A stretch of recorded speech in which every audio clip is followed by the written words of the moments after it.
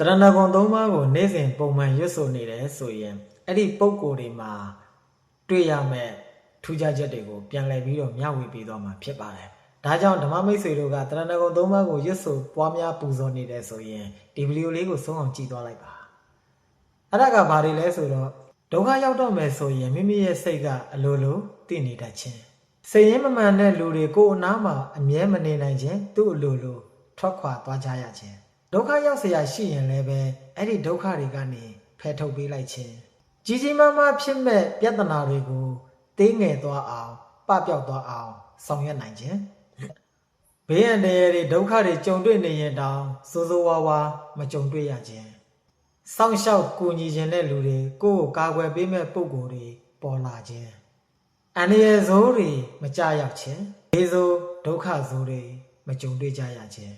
ဘေးအန္တရာယ်တွေကြုံတွေ့လာရင်တောင်အဲ့ဒီဘေးအန္တရာယ်တွေကနေလွတ်မြောက်ခြင်း